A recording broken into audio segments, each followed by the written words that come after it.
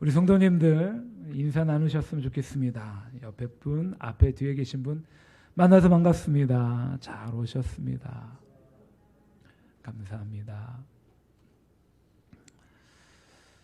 우리 사랑하는 성도님들 너무나 만나서 반갑고 귀하고 복되고 아름답습니다. 우리 옛 성도들의 속담 가운데 이런 속담이 있습니다. 원하는 물에 새기고 은혜는 돌에 새긴다라는 속담이 있죠. 이 속담의 적절한 예화를 제가 한번 말씀을 드릴 테니까 잘 들어보시길 바랍니다. 그 안에 담겨져 있는 깊은 울림이 있습니다. 아주 친밀한, 아주 친구와 같은 두 사람이 사막길을 걸어가고 있었습니다. 그런데 여행 중에 문제가 생겼고 서로 다투었고 한 사람이 다른 한 사람의 뺨을 때리고 말았습니다.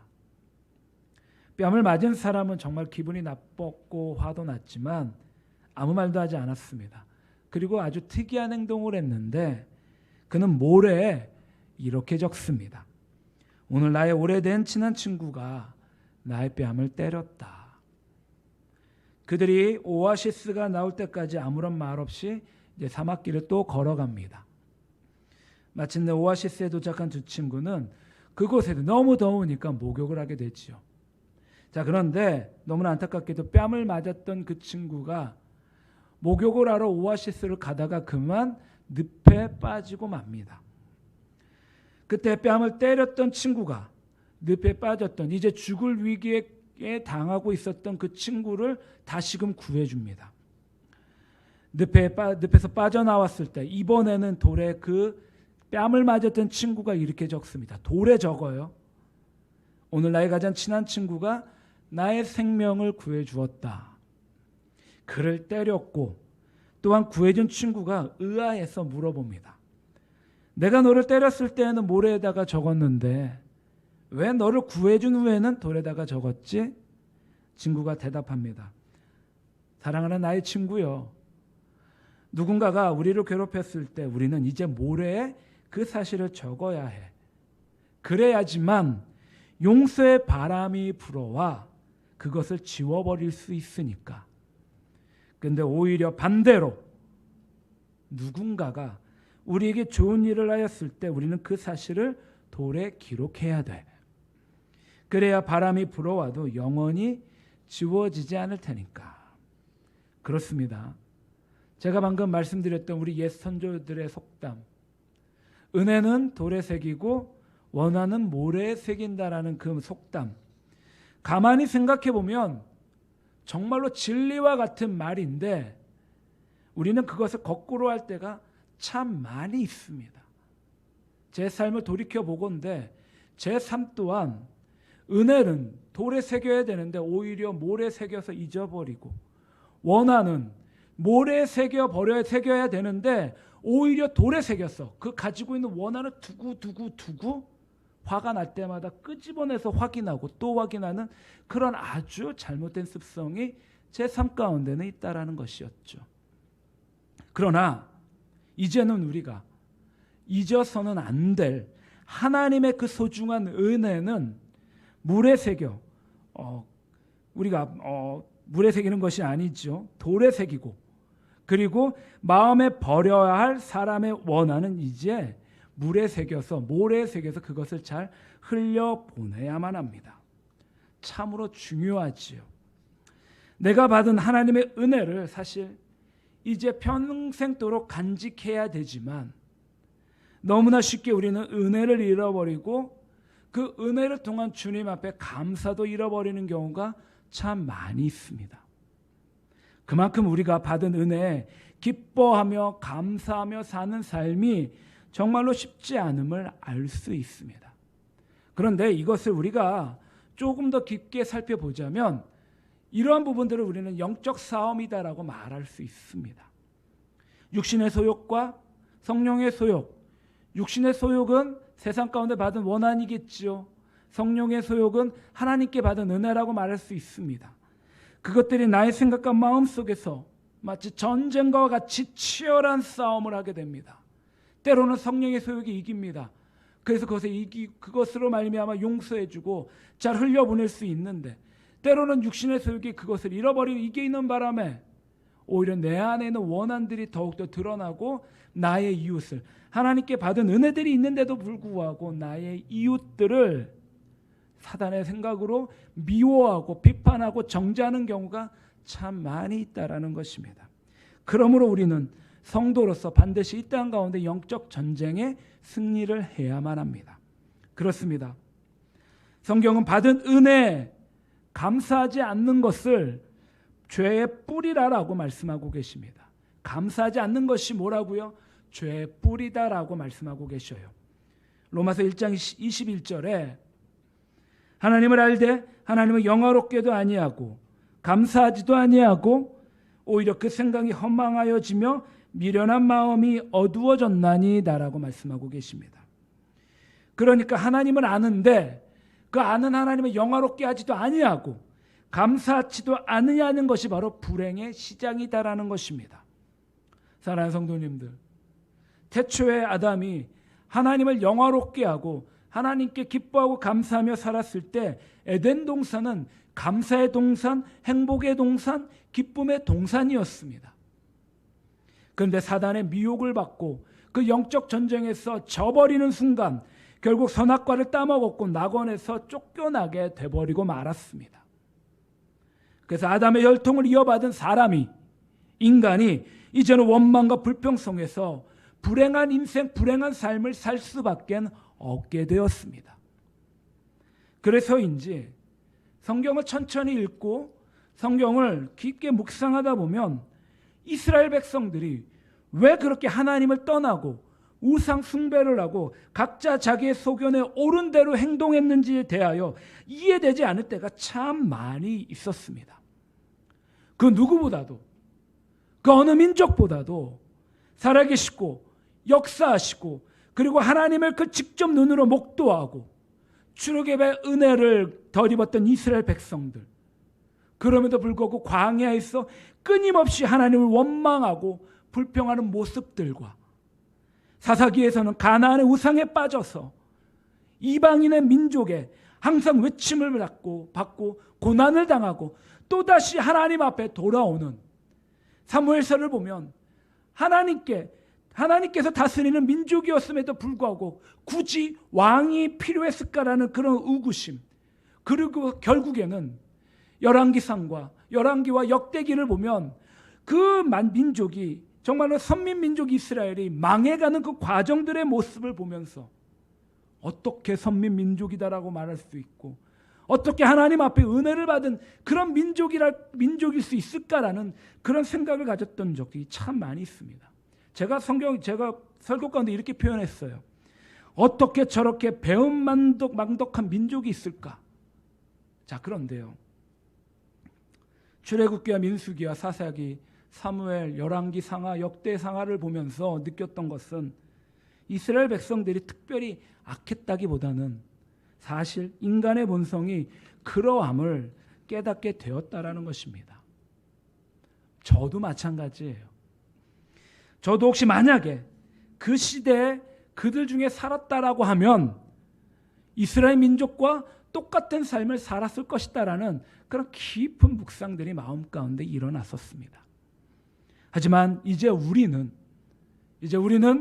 구원자이신 예수님을 믿고 예수님 안에서 새로운 피조물이 되었습니다. 이제 예수님을 알고 예수님을 통하여 기뻐하고 감사하고 하나님을 영화롭게 하는 삶을 사는, 이제는 하나님과 관계없는 삶이 아닌 하나님의 자녀가 되는 삶을 살고 있습니다. 그래서 성경은 말합니다. 데살로니가전서 5장 16절부터 18절에 항상 기뻐하라, 쉬지 말고 기도하라, 범사에 감사하라, 이것이 그리스도 예수 안에서 너희를 향하신 하나님의 뜻이니다 라고 말하고 계십니다. 뿐만이 아니라 성경을 감사하는 사람이 되라라고 우리 가운데 권면합니다. 골로새서 2장 7절에 그 안에 뿌리를 박으며, 그 안은 예수님이시지요, 예수님 안에 뿌리를 박으며 세움을 받아 교훈을 받은 대로, 교훈은 하나님의 말씀을 의미합니다. 하나님의 말씀을 통하여 믿음에 굳게 서서 감사함을 넘치게 하라라고 우리 가운데 권면하고 계십니다. 그리고 감사가 넘치면 우리 가운데 뭐가 생기나요? 감사가 넘치면 우리 입술 가운데 하나님을 찬양하게 됩니다. 하나님을 송축하게 됩니다. 그래서 시편을 보면은요, 감사하라, 찬양하라, 송축하라는 선포가 가득가득 넘칩니다. 자, 그런데 그런 상황들, 그 상황의 말씀을 잘 살펴보면 오히려 감사할 수 있는 환경이어서 감사하는 것이 아니라, 송축할 수 있는 상황이 되어서 송축하는 것이 아니라, 기뻐하고 그리고 즐거워하고 감사하고 찬양할 수 있는 상황이 아님에도 불구하고 수많은 성경의 기자들은, 시편에 썼던 믿음의 선배들은 우리 가운데 분명하게 상황이 되지 않고 환경이 되지 않음에도 불구하고 우리 가운데 송축하고 기뻐하고 찬양하고 감사하라고 권면하고 계십니다. 사랑하는 성도님들, 우리 선배들은요, 그렇게 신앙을 이어져 나아갔습니다. 삶을 우리가 한번 돌아볼까요? 얼마나 감사한 일이 많은가요? 얼마나 하나님을 찬양하고 송축한 일이 많을까요?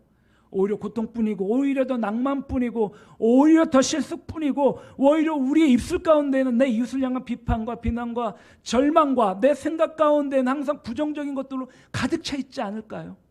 그럼에도 불구하고 말씀은, 그럼에도 불구하고 성경 우리 가운데 송축하고 기뻐하고 즐거워하고 감사하라라고 명령하고 계십니다. 사랑하는 성도님들, 성도의 입술에 항상 감사와 찬양으로 그리고 기도와 말씀으로 가득하시기를 간절히 축원합니다. 그리고 오늘 본문은요, 감사하는 믿음에 대해서, 오늘 말씀의 제목이 감사하는 믿음입니다. 잘 기억하시길 바라요. 감사하는 믿음에 대하여 귀한 영적 교훈을 말씀해주고 계십니다. 간절히 바라는 것은 오늘 말씀을 통하여 감사하는 믿음이 어떤 믿음인지를 잘 알아가셔서, 비록 우리 인생이 고달프고 힘들고 또 때로는 어려움 가운데 처해 있을지라도 오직 주님을 앙망하고 주님을 따르는 주의 백성들, 주의 성도들이 다른 무엇보다도 세상을 바라보고 세상을 찬양하고 세상을 향해 나아가는 것이 아니라 오직 주님 한 분만을 바라보고 기뻐하며 감사하며 즐거워하며 찬송하며 찬양하는 그런 복된 성도님들이 되시기를 주님의 이름으로 간절히 축원합니다. 아멘. 자, 먼저는요, 하나님 앞에 감사하는 믿음이 있는데 순서가 있어요. 우리가 하나님 앞에 감사도요, 그냥 입술로만 그냥 감사합니다라고 할 수 있지만 정말 우리 마음 가운데 그 깊은 곳에서 우러러 나오는 감사의 믿음의 고백이 있습니다. 그것은 바로 첫 번째, 순종하는 믿음이 있어야 됩니다. 과정이 있어요. 가장 먼저는 순종하는 믿음이 있어야 하나님의 감사로 나아갈 수 있다는 것입니다. 예수님께서 행하신 기적은 정말로 많이 있습니다. 그리고 참 다양하기도 합니다. 그리고 그 중에서 많은 부분은요, 불치의 병에 걸린 사람들을 고치신 기적적인 사건들입니다. 예수님께서 질병을 치유받는 사람들, 그 사람들이 받은 은혜들은 그 사람들마다 정말로 다 다양하지만 그 기쁨과 감격과 그 감사의 은혜를 따지자면 제가 봤을 때 아마도 오늘 나병으로부터 깨끗함을 얻은 것을 능가하는 일이 없을 거다라는 그런 생각들을 해보게 됩니다. 왜 그러느냐? 왜냐하면 당시에 나병은요, 단순한 병이 아니었습니다.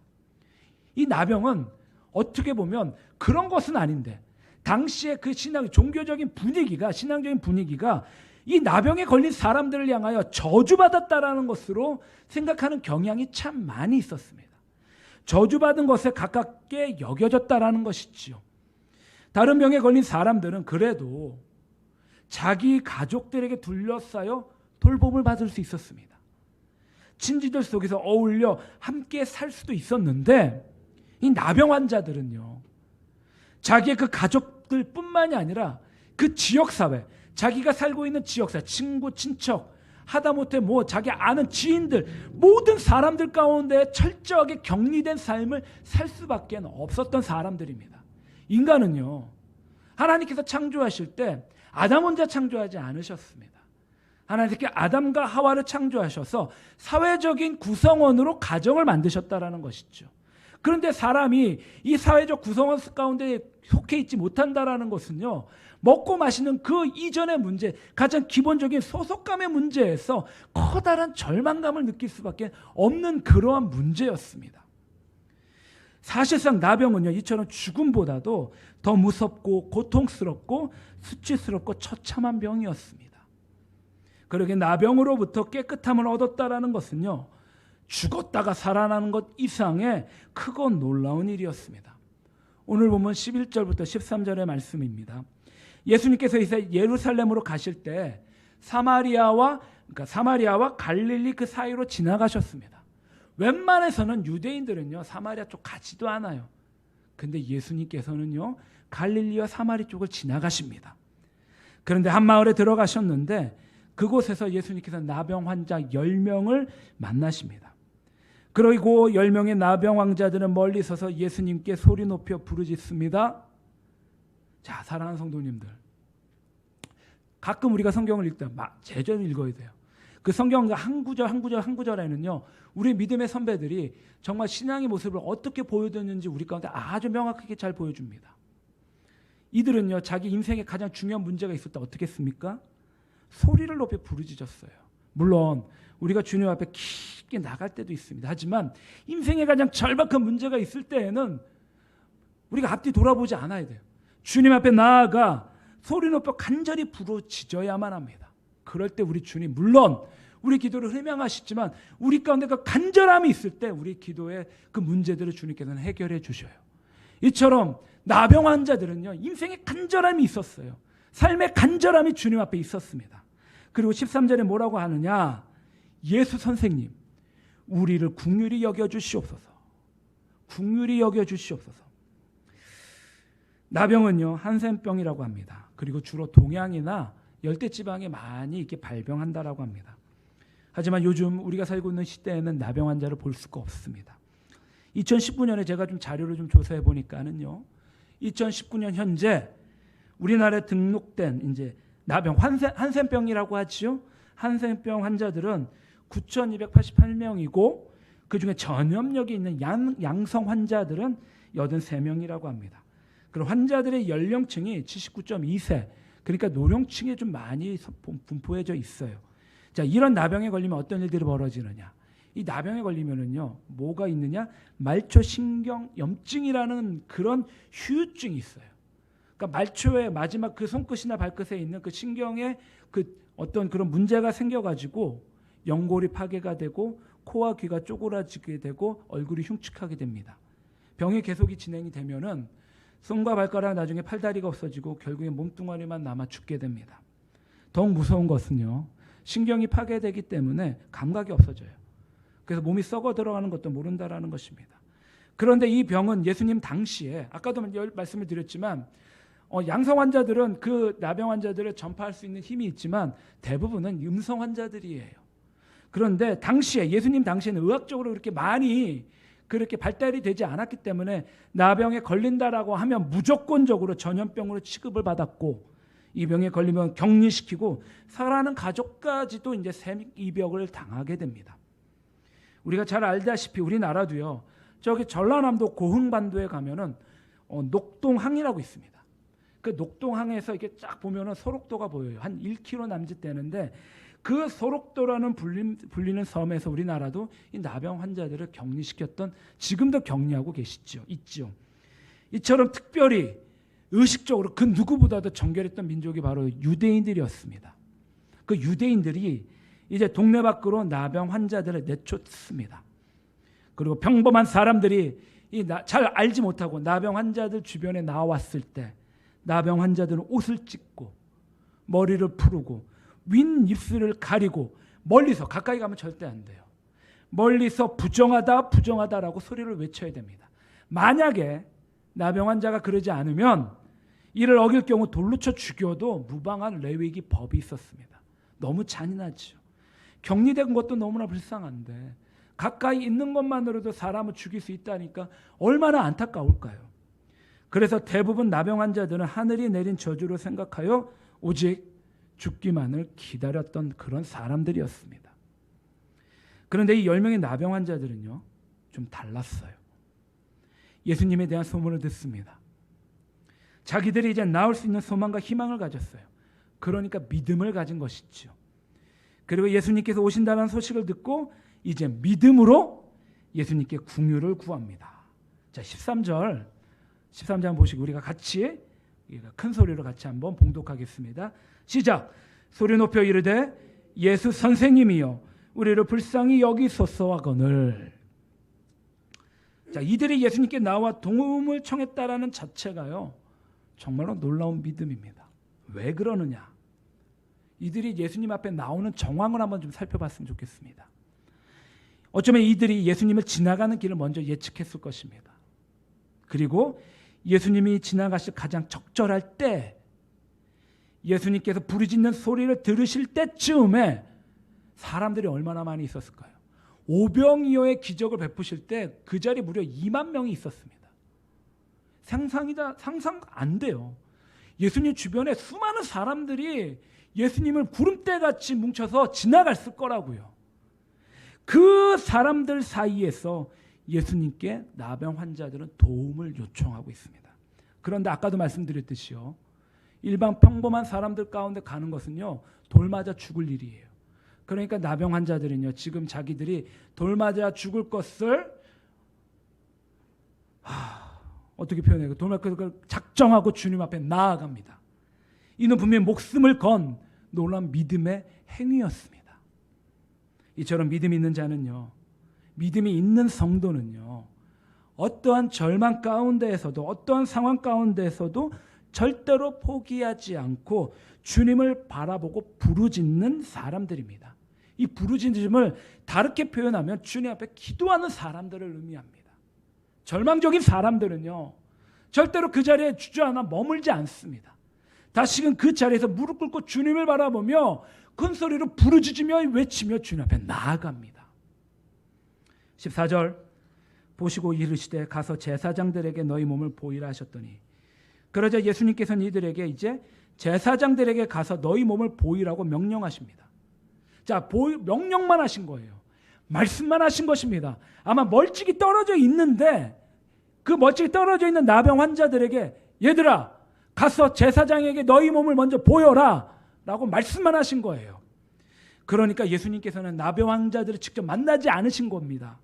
어떤 제스처나 행동을 하지 않으셨고 또한 깨끗함을 받으라라고 선포하지도 않으신 거예요. 그냥 멀찍이서 가서 제사장들에게 너희 몸을 보이라고 말씀만 하신 겁니다. 이는 예수님의 첫 번째 공생의 기적이었던 가나 혼인잔치에서 기적을 베푸실 때 그때 종들에게 하셨던 말씀이 있었어요. 하인들에게 물을 떠서 연회장에 갖다 줘라 하신 말씀과 동일한 맥락이라는 것입니다. 예수님은 물을 이어 포도주로 만들 것을 이미 결정하시고 작정하셨습니다. 마찬가지로 예수님께서는 이미 나병 환자들의 그 부르짖음을 들으시고 제사장들에게 몸을 보이라고 말씀하셨을 때 나병 환자들의 몸을 고치시기로 작정하셨다라는 것입니다. 그러니까 우리가 주님 앞에 수많은 부르짖음과 수많은 기도들이 있습니다. 물론 그 기도들이 주님 보시기에 그 마음 가운데 합당하시다라고 하면 그 기도가 하나님 보시기에 이 땅 가운데 이루어질 것이다라고 생각하시면 그것들이 이루어진 것을 믿고 제사장들에게 가서 건강진단을 받으라고 명령하셨습니다. 우리의 기도도 마찬가지지요. 우리가 주님 앞에 부르짖고 기도할 때 그 부르짖음에 받은 것으로 기뻐하고 감사하라는 것입니다. 당시 제사장들은요 이런 의사 역할도 했습니다. 제사장들에게 건강진단을 받고 병이 나았다는 판정을 받아야 비로소 이제 집으로 돌아갈 수 있었습니다. 우리가 잘 알고 있는 구약 성경에도요 아람 왕의 군대 장관 나아만 장군이 나옵니다. 그는 큰 용사이지만 그도 그만 나병을 걸리고 말았습니다. 그 지역에 용하다는 수많은 사람들을 다 찾아보았지만 그 나아만 장군을 고칠 사람은 한 명도 없었습니다. 그래서 그는 하나님의 사람 엘리야를 찾아갑니다. 엘리사를 찾아가죠. 엘리사를 찾아갔더니 엘리사 또한 내다보지도 않고 뭐라고 말하느냐, 요단강에 가서 7번 그 몸을 씻으라라고 말합니다. 어떻게 예수님께서 하셨던 그 행동 그대로 그 전의 모습도 그 안에 담겨져 있을까요? 이 말을 듣고 나아만 장군은 화를 내며 다음과 같이 말합니다. 열왕기하 5장 12절에 다메섹 강이 2개가 있어요. 다메섹에 아바나와 바르발은 이스라엘 모든 강물보다 낫지 아니하냐. 내가 거기서 몸을 씻으면 깨끗하게 되지 아니하랴 하고 몸을 돌려 분노하여 떠나니. 엘리사 이 말을 듣고 분노합니다. 그리고 떠나가요. 그런데 그 나아만 장군은요, 엘리사의 그 말에 이제 순종하기로 작정을 합니다. 순종하는 거예요. 그리고 엘리사의 말에 순종하여 옷을 벗고 요단강 물에 들어갑니다. 6번째까지 요단강 물에 들어갔을 때도 아무런 변화가 없습니다. 왜냐고요? 하나님께서 일하시는 임계점이 차지 않았기 때문입니다. 물은 100도에 끓지요. 99도까지는 아무런 그런 상황이 변함이 없어요. 100도에 딱 되니까 물이 끓는 것처럼 6번이 되어도 하나님의 임계점이 아직 차지 않았습니다. 그런 7번째 들어갔을 때 마치 어린아이 살과 같이 희고 깨끗이 나아졌습니다. 예수님께서 나병 환자의 몸에 손을 대시며 깨끗함을 받으라고 하셨다면 얼마나 믿기 쉬웠을까라는 생각들을 해봅니다. 그러나 멀리 있는 나병 환자들에게 곧바로 제사장에게 가서 보이라고 예수님께서 명령하셨습니다. 사실 나병 환자들 입장에서는 병 나은 것을 확인도 하지 못하고 제사장에게 간다라는 것은 정말로 어려운 일이었습니다. 하지만 10명의 나병 환자들은 예수님의 말씀에 순종하여 발걸음을 옮겨 나아갑니다. 14절 후반절에 그들이 가다가 깨끗함을 받은지라. 그런데 놀라운 일이 벌어졌습니다. 제사장에게 향해 가는 도중에 놀랍게도 나병 환자 10명에게 큰 변화가 있음을 직감하게 됩니다. 나병으로 고통받았던 피부가 이제 깨끗함을 받았고요. 그들에게 놀라운 기적이 일어나는 사건을 몸소 경험하게 됩니다. 그렇습니다. 우리 사랑하는 성도님들, 기적은 주님의 말씀을 믿고 순종하는 자들에게 일어납니다. 주님은 포기치 않는 믿음으로 나오는 자에게 그런 놀라운 기적을 베푸십니다. 그리고 믿음으로 기도하는 자에게 예수님께서는 기적으로 응답해 주십니다. 기적은요, 멀리 있지 않습니다. 바로 지금 내가 숨쉬고 하나님 앞에 나아가고 하나님을 예배하고 하나님을 찬양하고 하나님을 높여드리는 것이 바로 우리 인생의 기적임을 믿으시기를 바랍니다. 그래서 기적을 믿고 순종하는 그 우리 삶 가운데 지금도 그 놀라운 기적은 일어납니다. 이런 귀한 아름답고 복된 믿음의 순종이 그 10명의 나병 환자가 말씀에 순종하여 제사장에게 나아갔던 그 놀라운 믿음의 순종이 이 시대를 살아가고 있는 사랑하는 우리 성도님들의 삶 가운데 풍성하게 일어나기를 주님의 이름으로 간절히 축원합니다. 아멘. 자, 먼저는요, 감사를 가지게 하는 믿음에는 가장 먼저 주님 앞에 순종하는 믿음이 있습니다. 그 다음 단계가 뭐냐? 감사로 믿음으로 순종하게 되면 어떤 일들이 벌어지느냐? 하나님 앞에 영광을 돌리는 그런 놀라운 믿음의 고백을 하게 됩니다. 다시금 말씀을 드리면 찬양하는 믿음이다라고 말씀을 드릴 수 있습니다. 15절에 그 중에 한 사람이 자기가 나은 것을 보고 큰 소리로 하나님께 영광을 돌리며 돌아와. 자, 10명의 나병 환자가 대제사장에게 그 깨끗함을 보이기 위해 나아갔다가 고침을 받게 됩니다. 그리고 그 중에 한 사람이 자기의 나은 것을 큰 소리로 하나님께 영광을 돌리고 예수님께 돌아와 그 발 아래 엎드려 감사합니다. 자, 16절에 예수의 발 아래에 엎드려 감사하니 그는 사마리아 사람이라. 자, 본문은 그가 누구라고요? 그는 유대인이 아니었습니다. 그 사람은 사마리아인이라고 성경은 명확하게 강조하고 있습니다. 자, 사마리아인이 어떤 사람들인가요?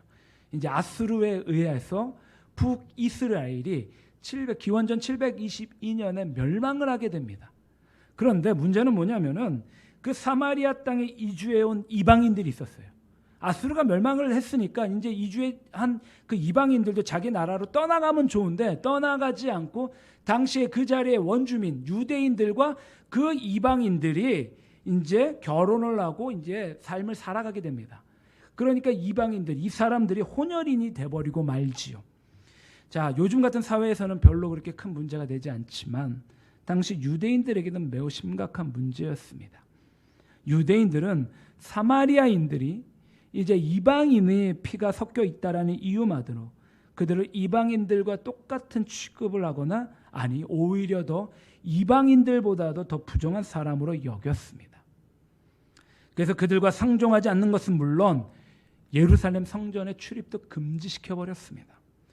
이렇게 차별받았던 사마리아인이 예수님으로부터 자기가 나음을 입은 것을 보고 큰 소리로 하나님께 영광을 올려드립니다.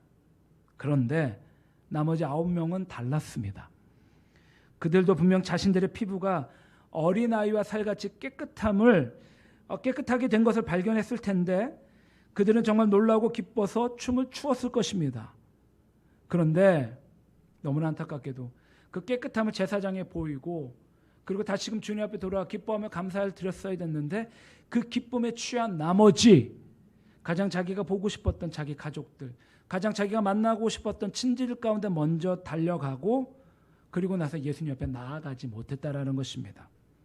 사실 어떻게 보면 이는 너무나 지극히 당연스러운 모습, 자연스러운 모습이었지요. 하지만 놀랍게도 단 한 명의 사람, 이방인이었던 이 사마리아 사람은 달랐습니다. 그 감격의 순간에, 그 기쁨의 순간에, 너무나 기뻐서 춤이라도 추고 싶었던 그 순간에 가장 먼저 하나님을 기억하고 큰 소리로 하나님께 영광을 올려드리며 하나님을 찬양했습니다. 대개 사람들도요, 열심히 하나님 앞에 기도합니다. 기도하며 응답이 되면 사실 기도 응답 그 자체를 기뻐하고 즐거워하며 거기에 푹 빠져버리는 경향이 참 많이 있습니다. 아브라함은 100세 아들을 낳습니다. 그 100세 낳은 아들 몇 년 동안 기다리고 기도했나요? 무려 25년이나 기도하며 기다렸던 약속의 아들이 이삭이었습니다. 그러니까 이삭의 별명이 약속이에요. 약속의 아들. 아브라함은 믿음의 조상이지요. 25년 동안 기도한 열매와 하나님의 응답이 이삭이었습니다. 그런데 이삭을 낳은 후에 아브라함은 오랜 세월 동안 독자 이삭에 푹 빠져버리고 말았습니다. 그때 하나님께서 아브라함에게 나타나 말씀하시죠. 너는 내 아들, 내 사랑하는 독자 이삭을 번제로 바쳐라. 그런데 놀랍게도 아브라함은 이삭을 주신 하나님을 경외하는 믿음으로 이삭을 번제로 바칩니다. 그래서 하나님께서 창세기 22장 12절에 이렇게 말씀하시죠.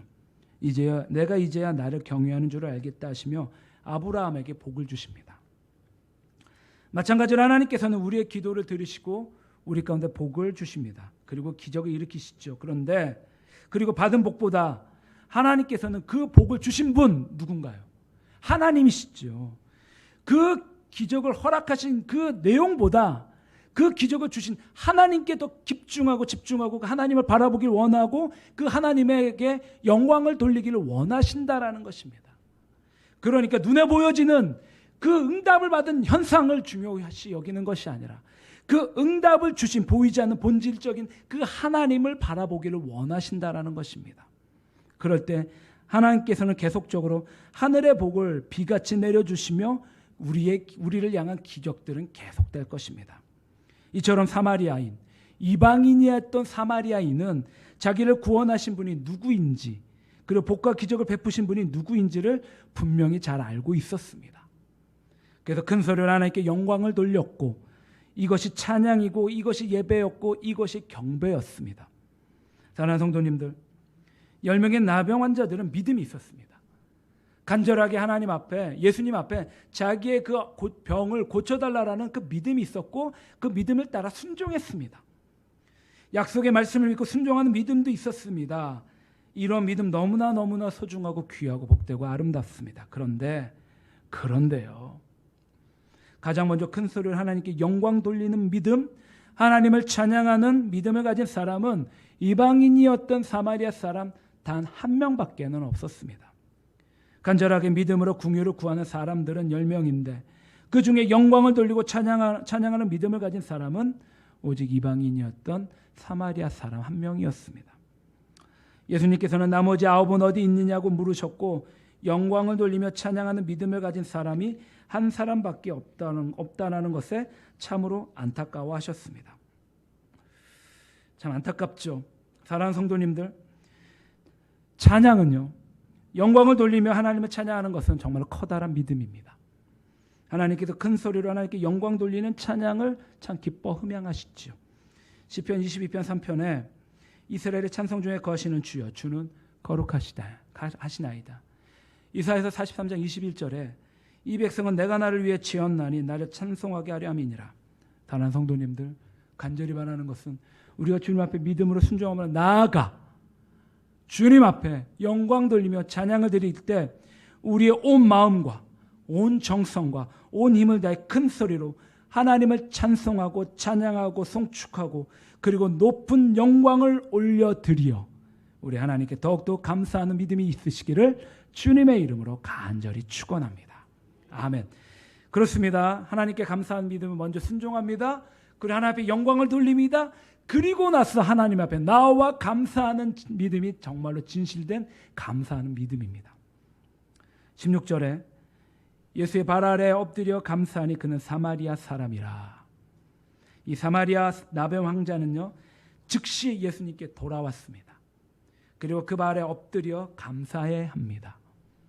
감사를 표현하는 방법은 여러 가지가 있죠. 어떤 사람은 시간으로 감사를 표현합니다. 어떤 분은 자기가 가지고 있는 달란트로, 또한 재정으로, 그리고 어떤 사람들은 머릿속에 경배를 드림으로 감사를 드립니다. 또 어떤 축구 선수들은요, 골을 넣고 운동장에서 꿇어앉아 감사 기도를 드리는 장면을 참 많이 볼 수 있습니다. 제가 봤을 때 제가 본 어떤 투수는 그 회가 시작할 때 꼭 등을 돌아서 하나님 앞에 눈을 감고 기도하는 장면을 제가 본 적도 있습니다. 자, 이렇게 감사는 삶의 여러 영역에서 주님의 은혜로 주님 감사합니다라고 마음속에서 시작이 되어 입술로 고백되고 그리고 삶에서 행동으로 표현될 때 이제 복이 되고 열매가 된다라는 것입니다. 이렇듯이 감사는요, 반드시 즉시 삶에서 행동으로 표현되어야만 합니다. 다른 나병 환자들도요, 분명히 9명의 나병 환자들도 예수님께 고침을 받고 예수님에 대하여 감사하는 마음이 분명히 있었을 것입니다. 그런데 그들은 즉시 돌아오지 않았습니다. 행동으로 표현하지 않았습니다. 그래서 안타깝게도 그들은 결국 예수님께 영원히 감사를 표현할 수 없었습니다. 18절과 19절에 예수님께서는 안타까움에 깨끗함을 입은 나머지 9명은 어디 있느냐? 이 이방인 외에는 하나님께 영광을 돌리러 돌아온 자가 없느냐라고 정말로 아쉬워하시며 탄식하셨습니다. 우리도 이러한 잘못을 범하지 않기를 바랍니다. 분명 감사는 마음으로만 드는 것도 감사지만 그것이 반대로 반드시 몸으로 구체적으로 행동으로 드러내 나타나야만 합니다. 시간과 재정과 달란트를 통하여 선교와 봉사와 예배와 교회를 통하여 세상 가운데 반드시 감사로 드러나 나타나야만 합니다. 뿐만 아니라 우리가 살아가면서 이 땅 가운데 은혜를 입은 수많은 사람들이 있습니다. 그들에게 구체적으로 감사를 표현하며 행동으로 드러내 나타내야만 합니다. 그리고 감사는 표현할 때 보다 아름다운 열매를 맺을 수 있습니다. 자, 그러면 예수님께서 감사한 이 감사를 표현한 이방인에게 어떠한 복을 주셨을까요? 정말로 어마어마한 복을 주셨는데요. 19절. 자, 19절 한번 보시겠습니까? 보시겠습니다. 19절 우리가 다 같이 한 목소리로 봉독하겠습니다. 시작. 그에게 이르시되 일어나 가라. 내 믿음이 너를 구원하였느니라 하시더라. 아멘. 제가 한 번 더 봉독하겠습니다. 그에게 이르시되 일어나 가라. 내 믿음이 너를 구원하였느니라 하시더라. 예수님께서는요, 발 아래 엎드려 감사하는 이방인인 사마리아에게 뭘 선포하셨습니까? 구원을 선포하셨습니다. 나머지 9명은요, 육신의 병을 고침을 받았지만 그 이상의 신령한 복을 누리지 못했습니다. 그런데 놀랍게도 하나님 앞에 그 기쁨으로 하나님 앞에 영광을 돌리며 나와 감사를 표했던 이방인이었던 이 한 사람. 이 한 사람은 감사하는 믿음이 있었기 때문에 놀랍게도 구원의 은혜를 누리게 되었습니다. 나머지 9명은요, 예수님을 주로 영접하여 전 인격적인 구원의 은혜를 얻을 수 있는 일생일대의 기회를 날려버렸던 것이에요. 하지만 하나님 앞에 나왔던 이방인이었던 사마리아인 단 한 명만은 놀랍게도 전 인격적인 구원의 은혜를 정말 얻었고 누리게 되었다라는 것이죠. 일어나 가라. 내 믿음이 너를 구원하였느니라. 예수님께서는요, 감사하는 믿음을 기뻐 받으시고 구원을 선포하셨습니다. 자, 그런데 지금 제가 우리가 방금 봉독했던 내 믿음이 너를 구원하였느니라 하시더라. 자, 재미있는 사실이 한 가지 있어요. 좀 말씀을 깊게 좀 나눠보길 원하는데요. 자, 사실은 감사하는 자에게 내 믿음이다라고 말씀하셨어요. 분명히 이방인이었던 사마리아인은 예수님께 감사함을 표현했는데 예수님께서는 감사다라고 말씀하시고 내 믿음이 너를 구원하였다라고 말씀하고 계십니다. 내 감사가 너를 구원하였다라는 말이 아니라 내 믿음이라고 말씀하고 계십니다.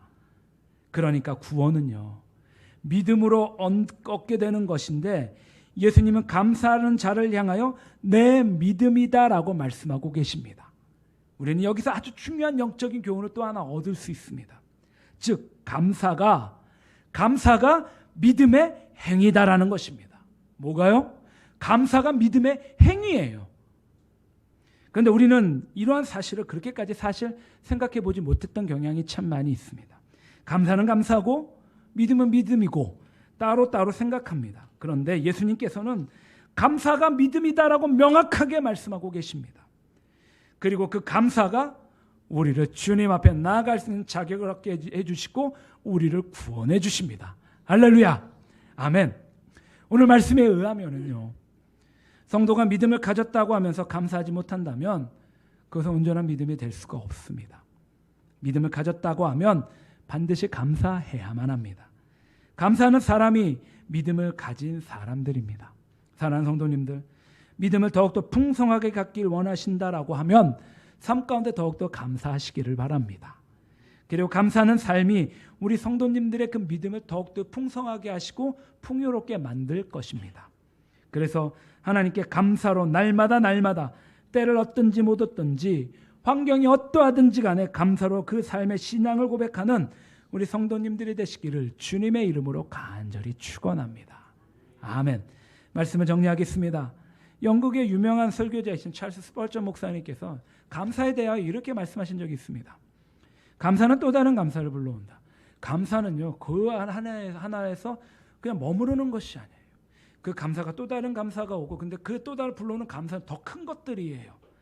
캄캄한 밤하늘에서도 자세히 보면 별빛이 보일 것입니다. 찰스 스펄전 목사님께서 설교 가운데 하신 말씀입니다. 별빛을 보고 감사하는 자에게는 달빛을 주십니다. 달빛을 보고 감사하는 자에게는 햇빛을 주십니다. 햇빛을 보고 감사하는 자에게는 달빛도 햇빛도 필요 없는 영원한 천국의 빛을 주실 것입니다. 아멘. 이처럼 작은 것에 감사하는 사람들에게, 성도들에게는 주님께서 더 큰 감사의 은혜를 허락해 주십니다. 그러므로 우리는 작은 일에서부터 감사하는 믿음이 더욱더 풍성히 일어나기를 간절히 바랍니다. 이처럼 감사하는 믿음이 가장 성숙한 믿음입니다. 성숙한 분들일수록 범사에 감사합니다. 구체적으로 하나님께 순종하고 하나님께 영광을 돌리고 하나님 앞에 감사를 드립니다. 그리고 하나님은 그 감사하는 믿음에 놀라운 복을 부어 주실 것입니다. 간절히 바라는 것은 이번 추수감사절 어느 때보다도 정말 특별한 감사절입니다. 힘들고 어려웠던 그 순간들을 다 주님의 은혜로 돌파하고 주님 앞에 누리는 그런 추수감사절, 이 추수감사절 주간에 우리의 기도를 들어주시고 놀라운 기적을 이루시는 하나님 앞에 온 마음을 다해 찬양하고 영광 돌리는 성도님들이 되시기를 바랍니다. 또 우리의 감사를 더욱더 고백하고 우리의 행동과 삶을 통하여 더욱더 주님 앞에 구체적으로 영광 돌리시기를 바랍니다. 그래서 감사가 입술의 열매요, 감사가 삶의 열매로 맺어지는 귀하고 복되고 아름다운 성도님들의 삶이 되시기를 주님의 이름으로 간절히 축원합니다. 아멘. 기도하겠습니다. 사랑과 은혜가 풍성하신 하나님 아버지, 감사드립니다. 힘들고 어려울 때 우리의 삶의 순간순간들이 비록 여러 가지 어려움과 아픔과 또 때로는 환경의 어려움들, 관계의 어려움들, 사람들 가운데 받는 핍박들, 저의 부족함 때문이라도 주님 참 많은 어려움들이 있지만 그럼에도 불구하고 주님 앞에 감사함으로 기뻐하며 나아가는 그런 성도의 삶이 되게 하여 주셔서 감사드립니다. 주님, 오늘 말씀에 의거하여 우리가 주님의 은혜 가운데 믿음으로 더욱더 순종하기를 바랍니다. 주님 순종하는 삶 가운데 거기서 그치는 것이 아니라 그 순종하는 그 모습 가운데 더욱더 주님 앞에 영광을 돌리며 믿음으로 아버지 앞에 찬양하고 찬송하고 송축하는 그런 복된 인생 되게 하여 주시옵소서. 그래서 주님 앞에 나아갈 때 그래서 그 영광 돌리는 은혜 가운데 주님 앞에 부복하여 엎드려 기뻐하며 감사드리는 우리가 되게 하여 주시옵소서. 우리 삶 가운데 우리 입술 가운데 감사함이 열매가 되게 하여 주시옵시고 감사함이 삶의 열매가 되게 하여 주시옵소서. 입술의 열매가 되어 항상 주님 앞에 송축하며 찬양하며 기뻐하며 즐거워하며 기도하며 주님의 말씀을 입술 가운데 날마다 고백하게 하여 주시옵시고 그래서 아버지 내 입술을 통해 나의 이웃들을 더욱더 사랑하고 섬겨주고 권면해주고 그래서 주님의 그 아름다운 그 감사의 열매를 주님 앞에 더욱더 풍성하게 드리는 우리 교회 사랑하는 성도님들 교회 우리와 관계된 모든 서와 사람들이 이런 은혜를 경험하게 해 주시옵소서.